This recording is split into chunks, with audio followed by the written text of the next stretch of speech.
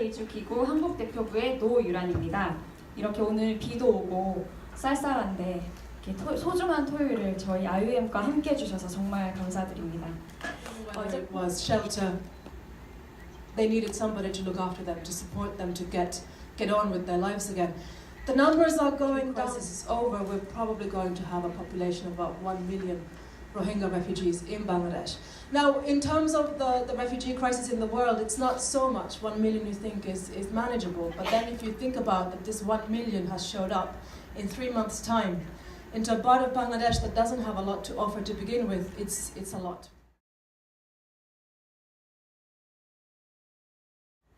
The crisis is not new, so here on the foreground you see some better buildings which we were able to build some years ago when we had a caseload of about 100,000. But then you see as the drone starts zooming out now, once we get past this field here, everything else has come to existence within the past 3 months. There was just forest there before. So all of this has been there maybe a month, maybe 2 months. And it's mostly shelters, and you see there are hardly any roads, these are footpaths. So now we have to think about how do we bring in the right amount of clean water? How do we bring in the toilets? How do we keep the toilets clean once they're there? How do we build health posts, bring in doctors, provide the right amount of food? It's quite a conundrum for many of the aid agencies. So the population is also highly vulnerable. It's 54% children under the age of 18, and it's 52% women. A lot of these women, for example, came over without their husbands because they can make fishing nets, but they came without their tools, so we have to look after that. And then, of course, provide healthcare, education, and protection as well, particularly for the very vulnerable, for the women and the children. People that are not getting food, and we don't really know how they're feeding themselves or whether they can. As a result of that, there is a lot of malnutrition happening in the camps, which also then results in a lot of illnesses. This woman in the photo, for example, she's called Rehana, and we found her wandering in the camps, looking very hungry. She had been walking for over a week, coming over from Myanmar, and during that week she had barely had anything to eat. She had just been trying to cross over to Bangladesh, mostly drinking water, occasionally maybe being able to forage something in the forest. It's bizarre because we just don't have enough schools. So we have to think about building schools or building spaces where the children can go, and then finding the teachers who can machete wounds, and they need support. It's a very difficult terrain, as you saw. So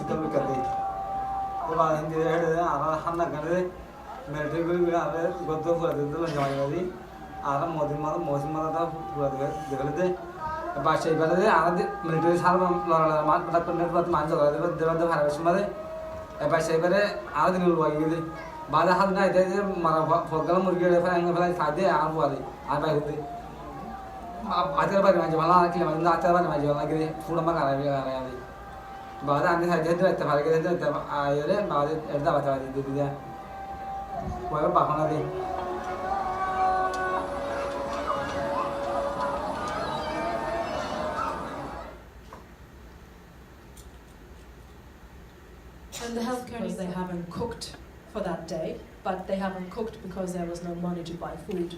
And so it's sort of these stress reactions where you see the families taking their own frustrations out of the vulnerable people within the family.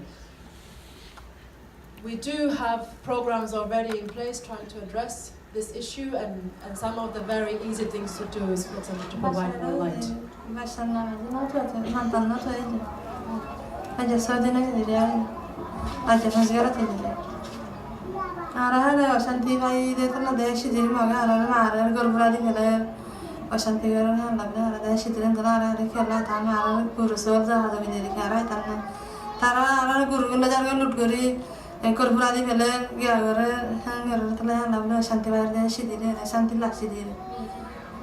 Protection is ensuring that affected population, in this case Rohingya, are in the center of everything that we do. Their needs, their rights are accounted for in every other action in the field. We do general protection, case management, child protection, GBV, so services for GBV survivors and prevention mitigation of gender-based violence risks, and counter-trafficking, identifying risks of exploitation and mitigating risks of exploitation. Provide psychosocial counseling, psychosocial needs, referral for emergency services, medical health. We are setting up safety spaces for women and girls in settlements.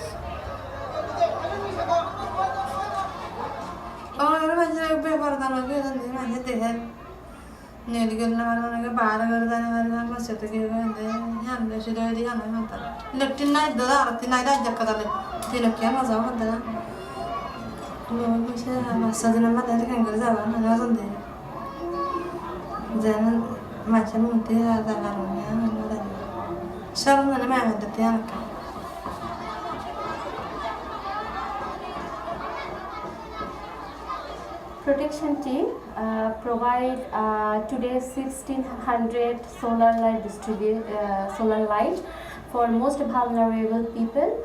Actually, previous we gave the token and find out most vulnerable women like pregnant, single mother, adolescent, unaccompanied adolescent girl, and they already came and received our solar light. So having solar lanterns, women who do not, due to different cultural sensitivities, they do not use latrines during the day. So for them, the only option would be nighttime. And having solar lantern helps them to feel safer when they are leaving a shelter and going to the latrine during night. So that would be the basic purpose of it and the basic safety for women and girls.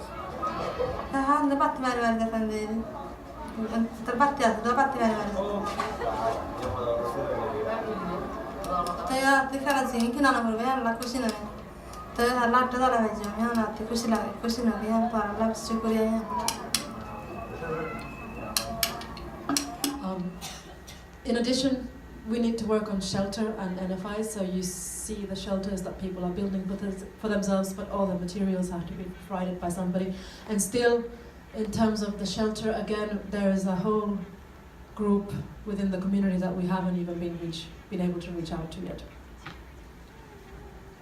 Water sanitation is very tricky. You have a big group and we don't know where the water is going to come from. Right now we're drilling deep tube wells into the ground using the water aquifer that's there to bring in the water. But that aquifer most likely is not big enough to support 1 million people. So very soon we have to start thinking about some other solutions for water, which is going to be a whole new problem.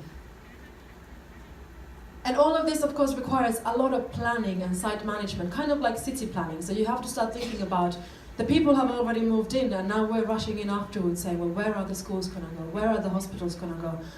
Where can we bring us through to February 2018? And there we have already asked for over $400 million to be able to do what we really want to do. But of course, the world